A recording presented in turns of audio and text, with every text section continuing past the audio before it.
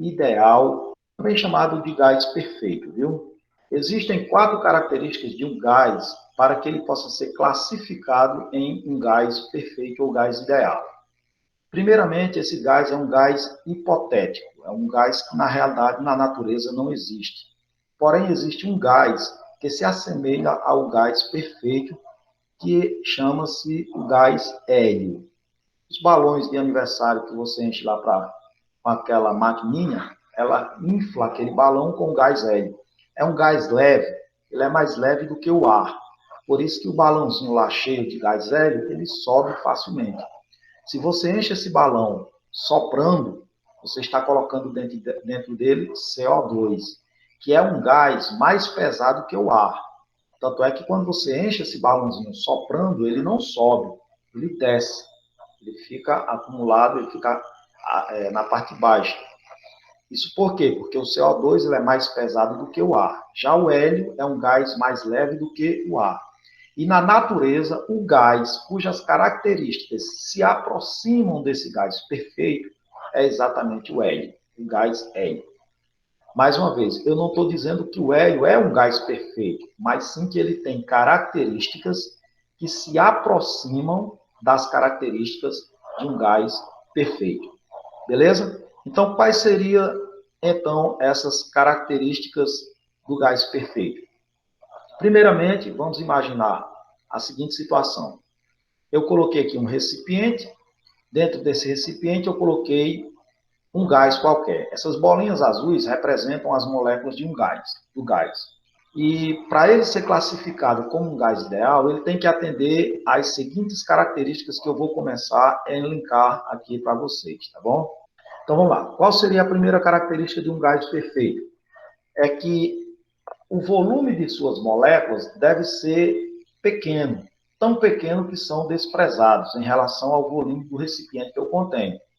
Além disso, uma segunda característica é que essas moléculas estão se movendo caoticamente e continuamente, não param. Então, é chamado de movimento browniano. É o movimento das moléculas de um gás. O que significa o movimento browniano? Significa que as moléculas nunca param de se mover, mas também não tem um padrão, não tem uma ordem. Elas movem-se de forma caótica e desordenada. Uma terceira característica de um gás perfeito é que, veja que essas moléculas elas vão interagir, colidir, bater umas nas outras. E também vão bater nas paredes do recipiente, já que elas se movem caoticamente, então vocês concordam que haverá momentos em que essas moléculas irão colidir umas com as outras, e haverá momentos em que essas moléculas vão bater nas paredes do recipiente que o contém. Portanto, essa terceira característica que podemos elencar aqui seria choques perfeitamente elásticos. O que significa um choque perfeitamente elástico, Chicão? Vamos lá. Um choque é dito perfeitamente elástico quando a energia se conserva, não há perda de energia. Professor Chicão, eu ainda não entendi. Então vejamos, sejamos mais claros. É aquele em que a velocidade com que ele bate, ele volta. Assim, imagine que minhas mãos sejam duas moléculas. Elas vão se mover para colidir uma com as outras. Ó. Elas vão bate e voltam. Quando ela bate e volta, a mesma velocidade com que ela se aproximou é a velocidade com que vai se afastar. Isso é uma colisão perfeitamente elástica. Existe uma força de interação que nós chamamos de força de coesão. Então, para essas moléculas se moverem livremente, é necessário que a força seja nula. Força de coesão nula. Um gás perfeito está regido pelo que nós chamamos de variáveis de estado. As variáveis de estado de um gás são 3. Lembrando também, sim, voltando aqui, Ana Valéria, a força de coesão, entenda como sendo força de união. Então, com as moléculas, quando eu digo força de coesão nula, é que as moléculas estão livres, elas não interagem umas com as outras. Não há nenhuma união entre elas. A palavra coesão é sinônimo de união, de junção. Né?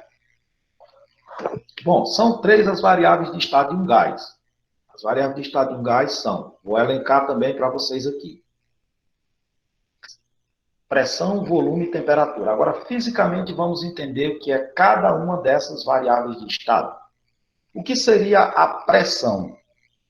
Pressão, pessoal, corresponde à colisão das partículas contra as paredes do recipiente. Vocês lembram que aqui, olha, a característica 2 do gás ideal diz que elas estão se movendo continuamente e de forma desordenada. Então, vocês concordam comigo que algumas vezes as moléculas vão bater nas paredes do recipiente. E essas colisões contra as paredes do recipiente caracterizam o que nós chamamos de pressão. Volume.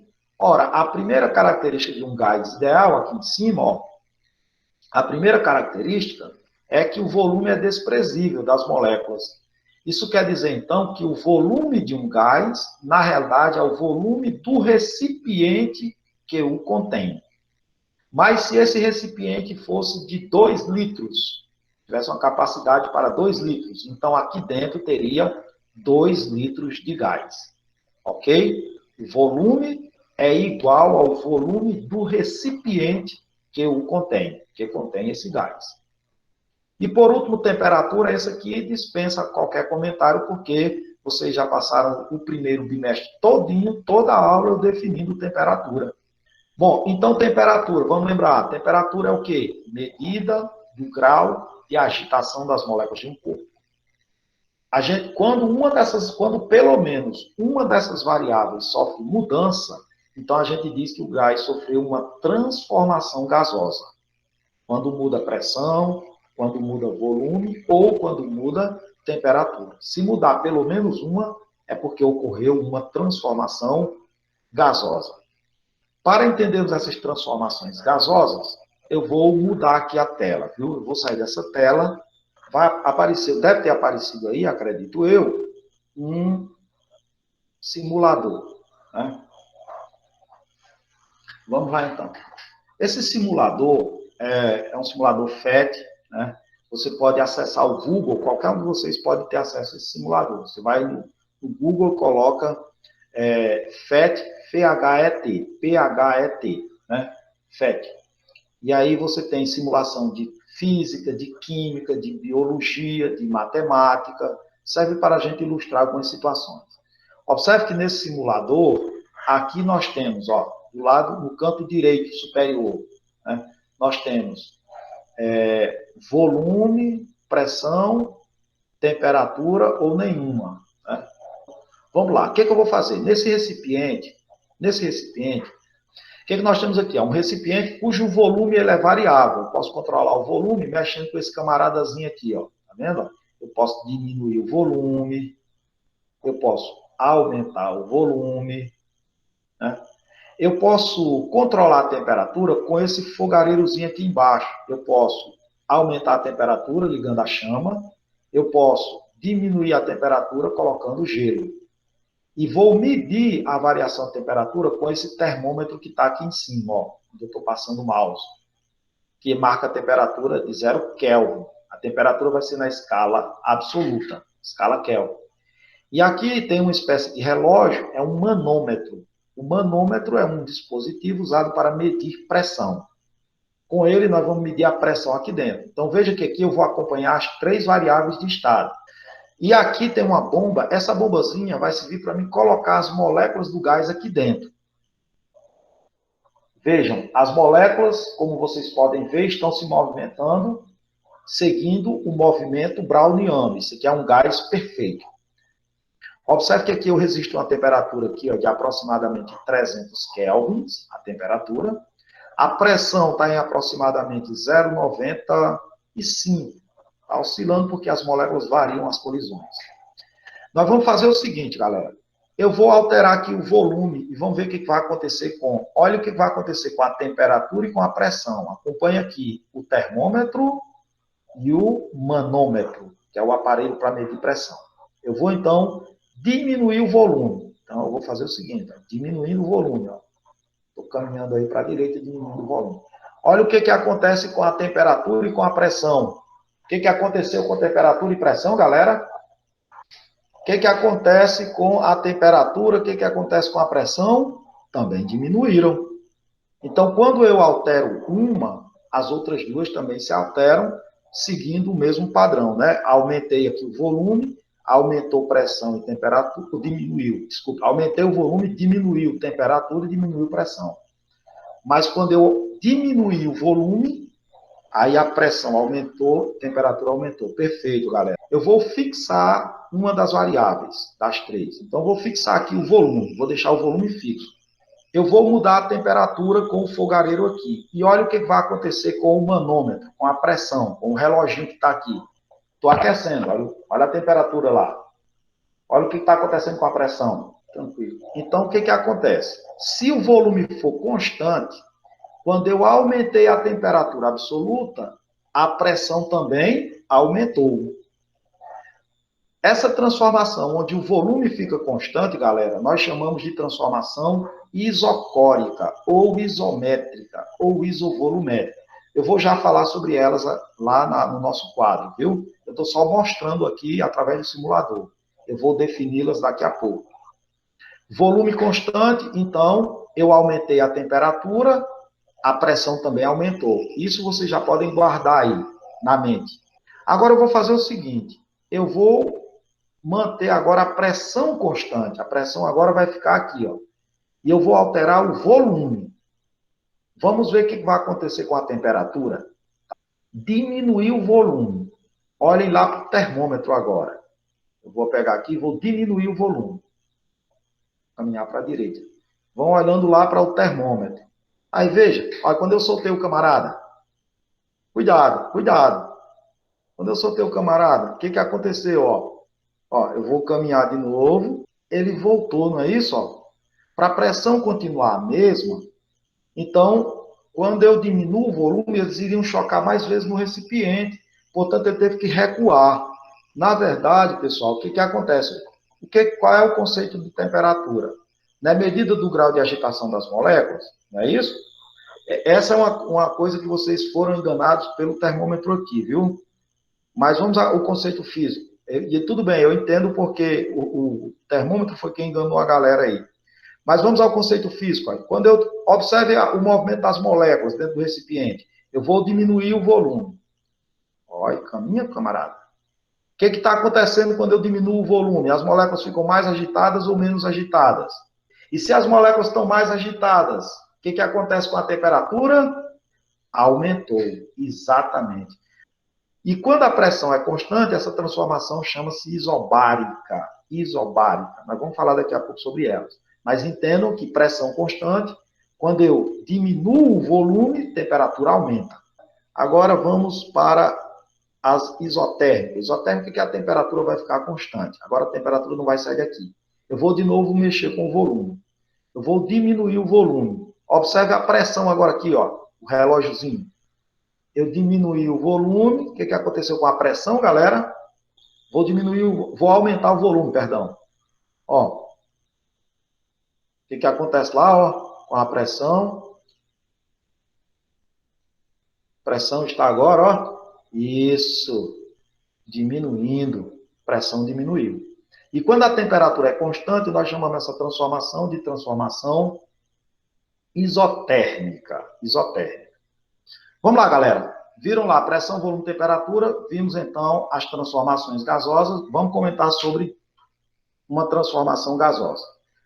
E para falar das transformações gasosas, nós vamos tratar de uma equação fundamental do estudo dos gases, chamada de equação de Clapeyron. Paul-Émile Clapeyron, ou Clapeyron, como queiram. É um físico francês, né, que estabeleceu uma relação nas transformações gasosas. E a equação de Clapeyron, ela é escrita da seguinte forma. Eu vou explicar direitinho o que é cada uma dessas letrinhas. Não se irritem por enquanto. Deixa eu organizar bem direitinho para ficar direito para vocês. Tá aí. Equação de Clapeyron. PV igual a nRT. A gente costuma brincar para o aluno memorizar. É aquilo que vocês fazem muito nas provas de física. Por você, nunca rezei tanto. Para ver se tira uma notinha mais ou menos, né? Mas você não, você pode até usar essa frase só para memorizar as letras da fórmula. Por você, nunca rezei tanto. Essas três aqui vocês já conhecem. PV e T vocês já conhecem. Pressão, volume, temperatura. Tem essas duas aqui que vocês ainda não conhecem. Então, eu vou apresentá-las. Né?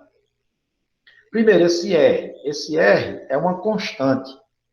Constante universal dos gases perfeito. Como é uma constante, quer dizer que ela vale para todos os gases, para qualquer gás. Tanto faz oxigênio, hidrogênio, o hélio, tanto faz. Bom, essa constante tem um valor que vai depender das unidades de volume e pressão. Ela pode assumir dois valores. Geralmente, essa constante ela é dada nas questões, viu? Então, não se preocupem em decorá-la, porque geralmente ela é dada. Então, ela tem o seguinte valor. Primeiro, qual seria o valor? Esse é o valor mais usual. Eu vou colocar o valor que a gente usa com maior frequência. E o valor é 0,082. A unidade, a atmosfera técnica de massa, ou ATM, vezes litro, por Kelvin, vezes mol. Esse é o valor que nós vamos usar com maior frequência. Mas esse valor de constante só é utilizado quando a pressão estiver em atmosfera e o volume estiver em litros. E o outro valor da constante é no sistema internacional. Então, esse R, que é a constante universal, pode valer 8,31 Joule por Kelvin vezes mol. E esse valor a gente utiliza quando a pressão está no sistema internacional, que é o Newton por metro quadrado, também chamado de Pascal. E o volume tem que estar em metros cúbicos. Então, esse segundo valor da constante universal a gente usa nessas condições. Pressão em Pascal, ou Newton por metro quadrado, volume em metros cúbicos. Aí vai valer isso aqui. Mas vou repetir. Via de regra, nos exercícios, ele dá essa constante. O que não é necessário vocês memorizarem. Não há necessidade de vocês decorarem. Tá ok? E o N? Bom, aquele N que aparece ali corresponde ao número de mols. Vamos lá para a química. Ó, física maravilhosa. Número de mols. Número de mols de um gás. Lembrando, nós estamos trabalhando com um gás perfeito. Vamos lembrar aqui de uma característica também que vocês já viram lá da química, que é, quando você tem um gás perfeito ou ideal, na famosa CNTP, né, lá da química, vocês já viram isso. E CNTP, para quem não sabe, deveria lembrar, né, significa condições normais de pressão e temperatura. E nas condições normais de temperatura e pressão, 1 mol de qualquer gás ocupa um volume de 22,4 litros. E 1 mol de um gás corresponde a 6,022 vezes 10 elevado a 23 moléculas. É o chamado número de Avogadro. Lá da química vocês já viram isso com o professor mestre Josiano. Mas matematicamente, como é que eu vou calcular esse número de mols na equação? Bom, o número de mols é dado por uma equação matemática, que é a seguinte. O número de mols vai ser a massa dividido pela massa molar, também chamada de molécula grama. Essa massa molar, de novo, vocês vão precisar da química lá do professor Josiano. É você somar a massa atômica do gás. Por exemplo, eu tenho o oxigênio. O oxigênio é O2. Ora, quanto é que vale, então, a massa molar do oxigênio? Cada molécula, cada átomo de oxigênio, tem uma massa atômica igual a quanto? Lá da química básica. 16. Como você tem 2 moléculas de oxigênio, então a massa molar aqui é 32 gramas por mol. Isso é o que nós chamamos de massa molar, né? Vai depender do gás que você está trabalhando. Então, o número de mols é expresso como sendo a massa em gramas dividido pela massa molar em gramas por mol. Beleza. Então, eu posso expressar que, e aí eu já vou informar aqui para vocês, que quando você tem 1 mol de qualquer gás, isso corresponde ao famoso número de Avogadro, que vale aproximadamente 6,02 vezes 10 elevado a 23 moléculas. Quando eu digo dúzia, não precisa eu dizer o que é. Todo mundo já sabe que quantidade é essa, né? Quando eu digo assim, ó, 1 dúzia de ovos.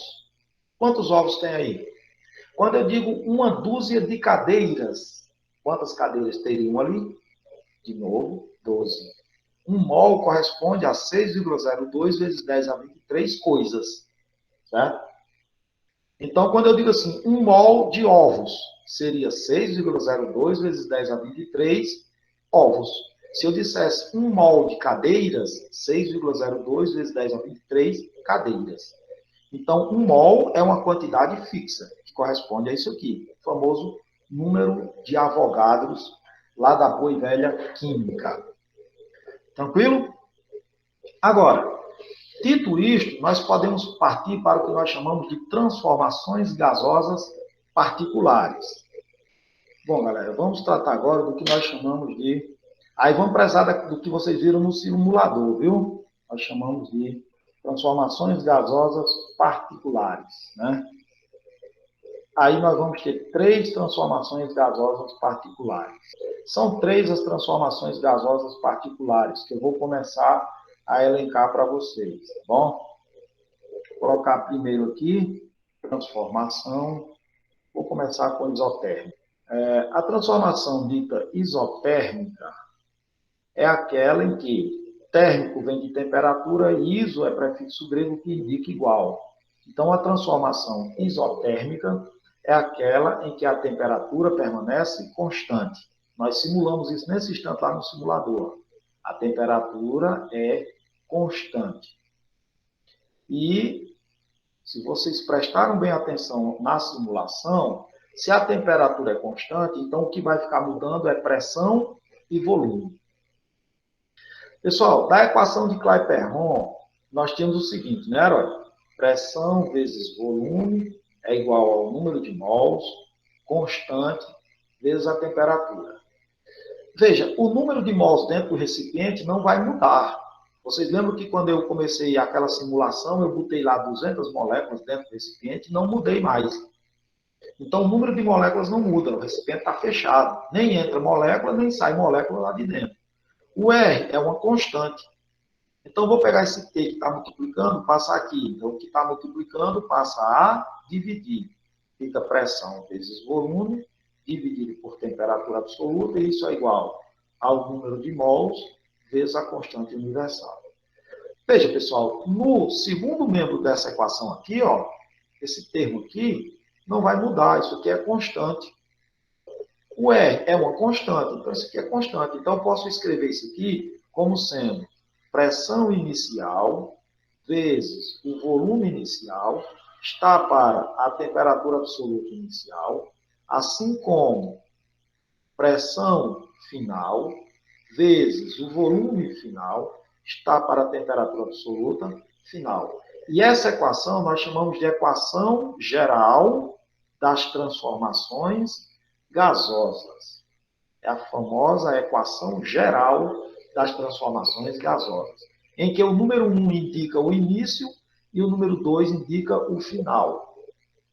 Então, voltando aqui à transformação isotérmica. Se eu pegar a equação geral, ficaria como? Ó, pressão inicial, volume inicial, está para temperatura absoluta inicial. Mas é temperatura constante, ó, então vou chamar de T. E isso é igual a pressão final vezes o volume final dividido pela temperatura final, que é o mesmo T, porque a temperatura foi constante. Como o T é um fator comum nos dois membros, eu posso cancelar. Sobrou, então, a equação pressão inicial vezes o volume inicial, e isso é igual a pressão final vezes o volume final. Essa é a equação que rege as transformações isotérmicas que são regidas pela lei de Euler e Mariotti. São dois físicos. Lá na videoaula eu digo direitinho isso aqui. O que você tem que entender é que numa transformação isotérmica, pressão e volume são grandezas inversamente proporcionais. Primeiro, vocês vão entender que a temperatura é constante. Isso quer dizer que pressão e volume são inversamente proporcional. Ou seja, quando a pressão for grande, o volume vai ser pequeno. E quando a pressão for pequena, o volume vai ser grande. Graficamente, como é que você representa essas transformações isotérmicas? Nós vamos representar. Esse gráfico chama-se de isoterma. É uma curva que lá na matemática vocês chamam, professor de matemática, vocês chamam de hipérbole. Uma hipérbole equilátera. É uma curva como essa, ó. Ela não toca nenhum dos eixos. É uma hipérbole equilátera. E cada curva dessa recebe o nome de isoterma. E detalhe, quanto mais afastado da origem estiver essa isoterma, maior é a temperatura. Vamos supor que isso aqui seja a curva A e essa aqui seja a isoterma B. Portanto, essa isoterma B, como está mais longe da origem, representa os pontos que têm temperatura maior. Portanto, eu posso escrever assim, ó, a temperatura de B é maior que a temperatura de A. Está aí a nossa primeira transformação gasosa. Vamos falar da segunda agora. A segunda transformação gasosa, transformação, vou chamar de isobárica. As transformações isobáricas são regidas pela lei de Gay-Lussac. E o que diz as transformações isobáricas? A palavra isobárica vem do grego. Iso é igual, bárico vem de pressão. Opa!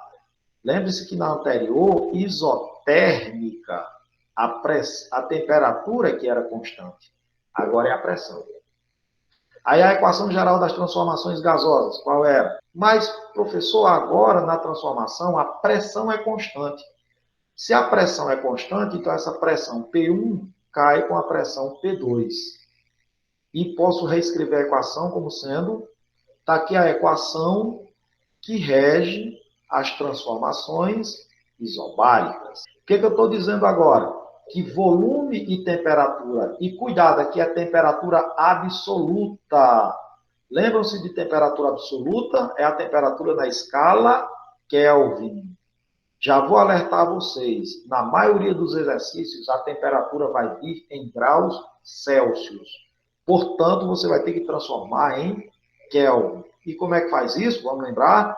Basta pegar a temperatura Celsius e somar com 273. E antes de usar a equação, você vai ter que transformá-la em Kelvin. E você faz isso somando com 273. Portanto, olhando essa relação, o volume e a temperatura absoluta são diretamente proporcionais. Isso quer dizer o seguinte, e voltando aqui, ó, se o volume agora diminuir, a temperatura absoluta também vai diminuir. São diretamente proporcionais.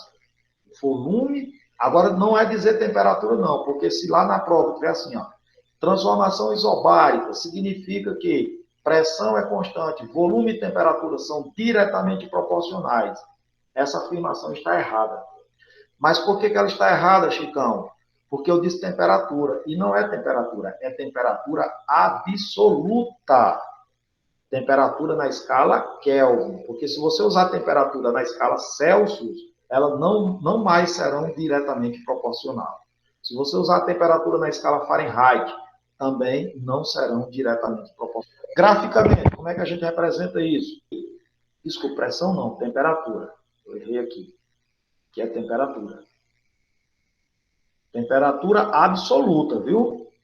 Temperatura absoluta. E volume, o gráfico é uma reta passando pela origem do sistema de eixos. Essa é a nossa segunda transformação gasosa. Mas tem outra, terceira e última. Tem 3 nomes para ela. Você vai escolher um nome que você mais gostar para chamá-la. Então, a terceira transformação é essa.